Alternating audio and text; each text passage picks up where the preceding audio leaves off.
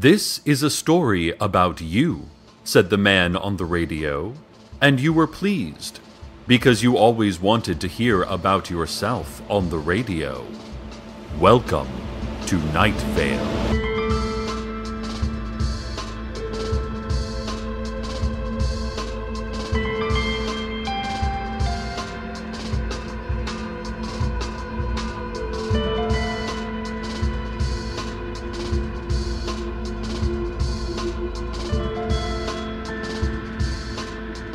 This is a story about you. You live in a trailer, out near the car lot, next to Old Woman Josie's house. Occasionally, she'll wave at you on her way out to get the mail or more snacks for the angels. Occasionally, you'll wave back. You're not a terrible neighbor as far as it goes. At night, you can see the red light blinking on and off on top of the radio tower, a tiny flurry of human activity against the implacable backdrop of stars and void. You'll sit out on the steps of your trailer with your back to the brightness of the car lot, watching the radio tower for hours, but only sometimes. Mostly, you do other things. This story is about you. You didn't always live in Night Vale. You lived somewhere else, where there were more trees, more water. You wrote direct mail campaigns for companies selling their products. "Dear resident," you wrote often. "Finally, some good news in this dreary world. At last, a reason not to kill yourself." Then you would delete that and write something else, and it would be sent out, and it would not be read by anyone. You had a friend, and then a girlfriend, and then a fiancé. The same person. She cooked dinner sometimes, but sometimes you cooked. You often touched.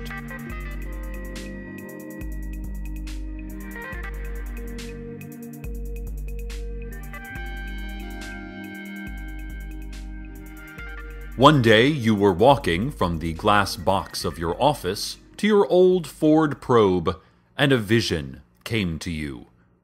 You saw above you a planet of awesome size, lit by no sun.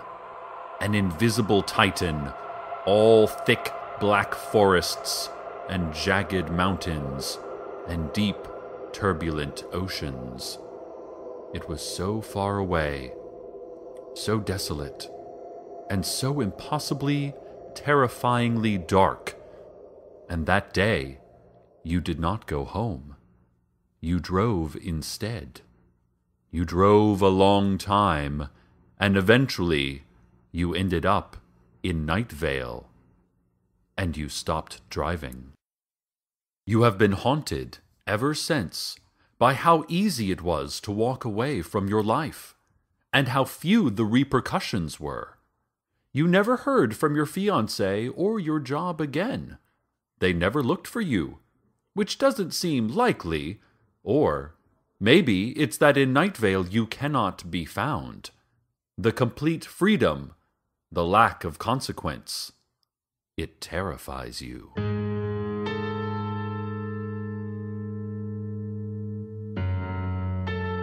You have a new job now. Every day except Sunday you drive out into the sand wastes, and there you find 2 trucks. You move wooden crates from one truck to the other, while a man in a suit silently watches. It is a different man each time. Sometimes the crates tick. Mostly they do not. When you are done, the man in the suit hands you an amount of cash, also different each time, and you go home. It is the best job you've ever had. Except today, it was different. You moved the crates. The man in the suit, a stranger, watched. But then, as had never happened before, the man in the suit received a phone call. He walked off at some distance to take it. "Yes, sir," he said, and "No, sir." Also, he made hawk shrieking sounds. It wasn't terribly interesting. You moved crates. But then an impulse. an awful impulse came over you. And for no other reason than that you are trapped by the freedom to do anything in this life, you took one of the crates and put it in your trunk. By the time the man came back from his phone call, you were done with your job. He gave you the money. It was nearly $500 today, the second highest it had ever been, and you drove home with the crate in your trunk.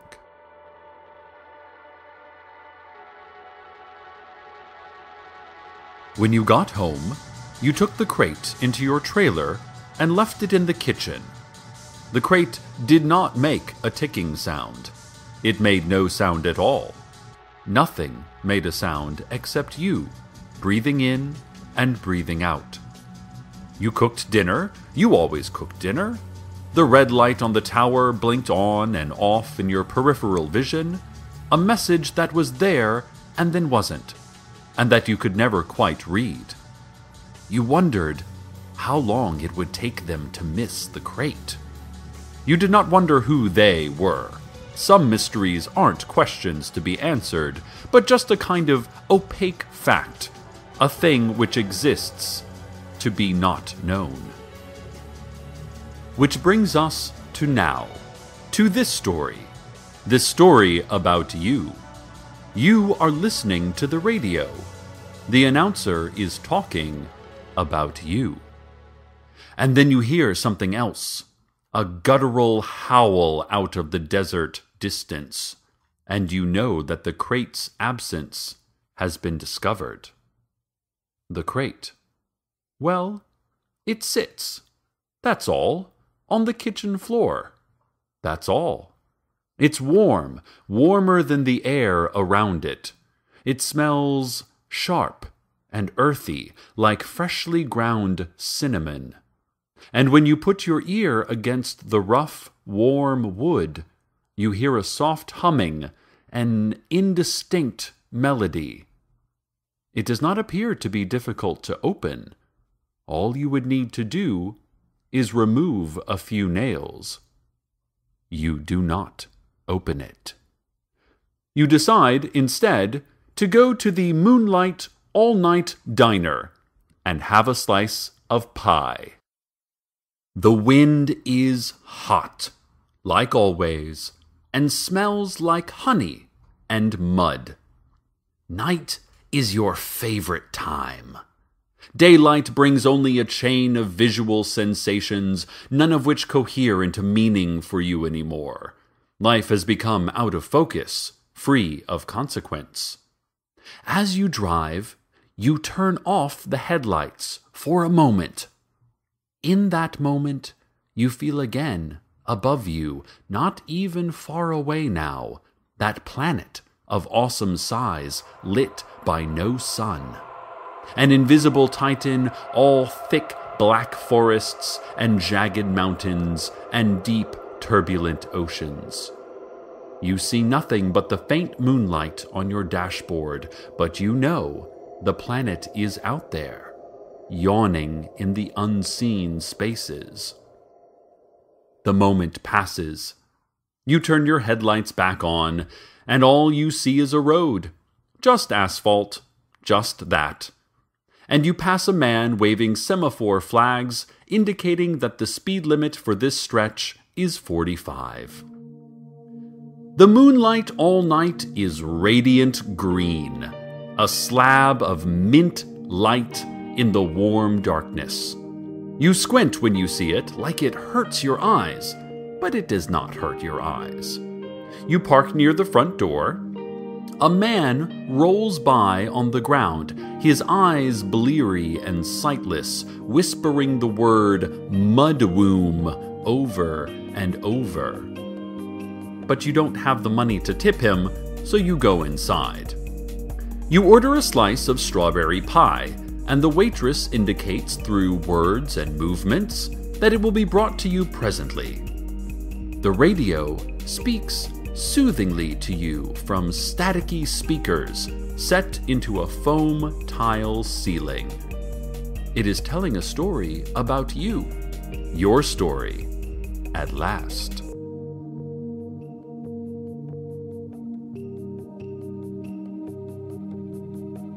a man slides into the booth across from you. You recognize him vaguely, although he looks considerably different now.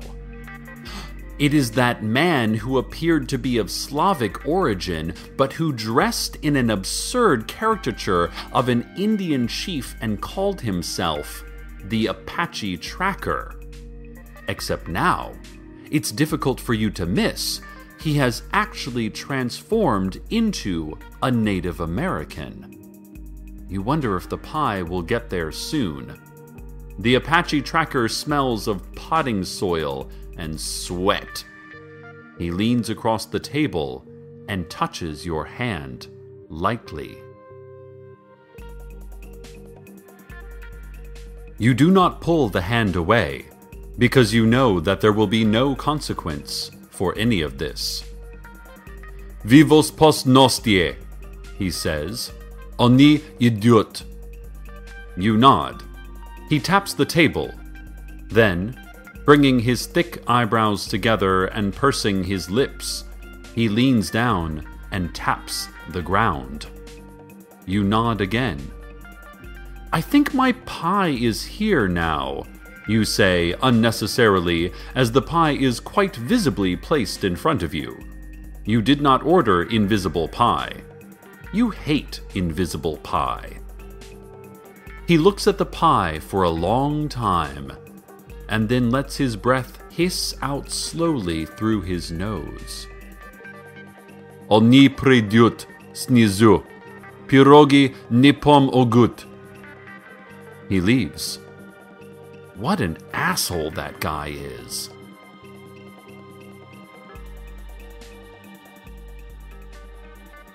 You finish the pie and ask for the check. Check, please, you say, whispering it into your drinking glass as is custom, and then lifting the tray of sugar packets to find it, filled out and ready to be paid.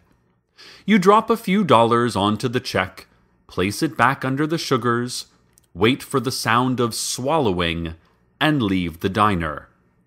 The waitress nods as you leave, but not at you. She nods slowly and rhythmically, to music only she can hear, her eyes riding the curved line of neon lights above the menu. As you start the car, the man on the radio says something about the weather.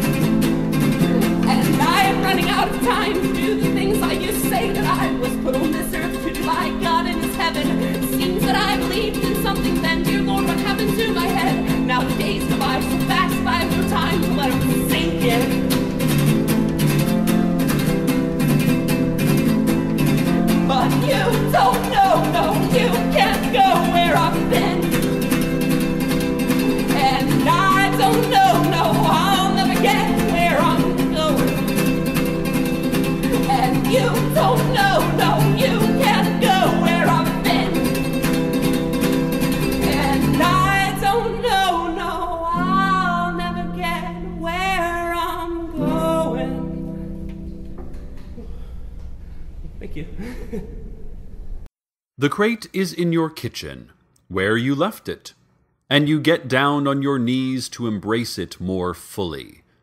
It has grown warmer, even hot. It still is not ticking.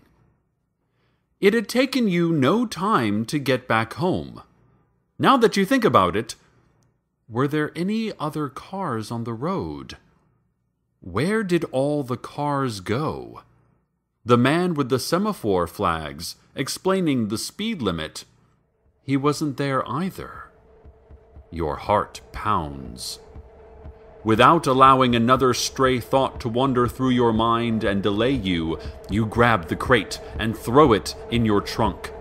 You turn the ignition and your car radio comes alive with a pop, just as the announcer says that your car radio comes alive with a pop. Where to now? You don't know, but you go there anyway. A pair of headlights, a pair of eyes, and two shaky hands speeding through the silent town. Behind you, you see helicopter searchlights sweeping down onto your trailer. There are sirens. A purplish cloud hangs over the town, glittering occasionally as it rotates. The whole works. You drive past the moonlight all night, still aglow and full of people slowly eating what sounds good only late at night, and Teddy Williams' Desert Flower Bowling Alley and Arcade Fun Complex, which has taken to not only locking but barricading its doors at closing time. You pass by City Hall, which, as always, is completely shrouded after dark in black velvet. Moving farther out, following the pull of the distant, uncertain moon, you pass by the car lot, where the salesmen have been put away for the night, and Old Woman Josie's house, where the only sign that the unassuming little home could be a place of residence for angels is the bright halo of heavenly light surrounding it, and the sign out front that says, Angels Residence. And the town is behind you, and you are out in the scrublands and the sand wastes. By the road you see a man holding a cactus in one hand and a pair of scissors in the other. He shakes both at you as you pass and howls. And then you are alone. Just you and the desert. You stop the car and get out. Pebbles crunch in the sand in response to your movement. The radio murmurs behind the closed doors of the car. The headlights illuminate only a few stray plants and the wide, dumb eyes of some nocturnal animal. Looking back, you see the bulge of light that is your night veil. The purple cloud, now floating over the heart of the city, reaches its tendrils in and out of buildings. You hear screams and gunfire. You open the trunk and lay one hand on the crate. It pulses with some kind of life. Still no ticking, though. You look back. Several buildings are on fire.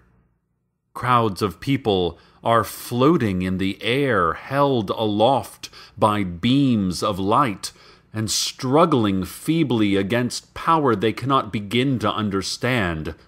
The ground shifts like it was startled. It's so quiet when it finally comes. You see the black car long before it arrives. It comes to a halt nearby and two men step out. You don't run. Neither do they. How did you find me? You ask. Everything you do is being broadcast on the radio for some reason. That made it pretty easy, says one of the men, the one that isn't tall. Yeah, you say. I see that now. You have the item? The man who is not tall asks. You say nothing. The man who is not tall signals the man who is not short, and he walks past you, looks into your trunk, and nods. "Even easier," says the man who is not tall. There is an unexpected click. One of the rear doors of the black car has opened, and your fiancée has stepped out. Her eyes are wet, like it was the night you left. She does not appear to have aged, but then you can't actually remember how long it has been. Could it have been last week? Or was it 10 years ago? "Why?" she says. "Why? Why?" You don't know what to say.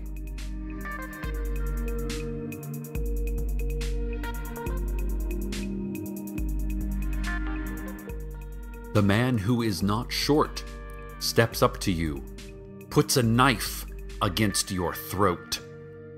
Nobody says anything. Your fiancée shakes her head. Her eyes are empty, broken, gushing. The radio is saying all of this as it happens. You hear it dimly through the car door. You can't stop smiling. All at once, the consequences. All at once, you are no longer free. It's all coming back around, all at once. Life, bleary, washed out, snaps back into focus. The red light on the tower still blinks in the distance, and every message in this world has a meaning. It all makes sense, and you are finally being punished. You can't think of a time you have ever been happier. Your fiancé abruptly gets back into the car. Neither of the men seem to notice her. One opens the crate with a couple quick taps and pulls out of it an intricate, miniature house. The hours that must have been spent building it. Every detail is accounted for. Inside the house, you think. You see for a moment lights and movement. "Undamaged," says the man who is not tall. You beam at him. The knife presses harder against your throat, but it doesn't hurt. Your eyes wander up, and you see above you the dark planet of awesome size, perched in its sunless void, an invisible titan, all thick black forests and jagged mountains and deep, turbulent oceans, a monster, spinning, soundless, forgotten. It's so close now. You see it just above you. Maybe, even if you tried very hard, you could touch it. You reach up.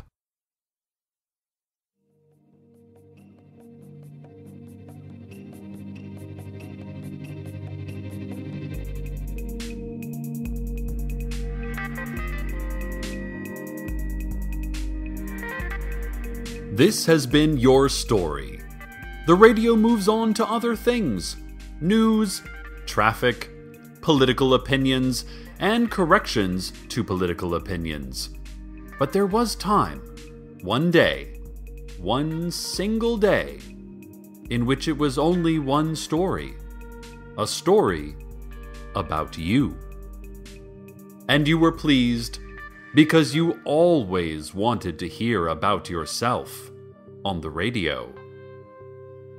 Good night, Night Vale. Good night.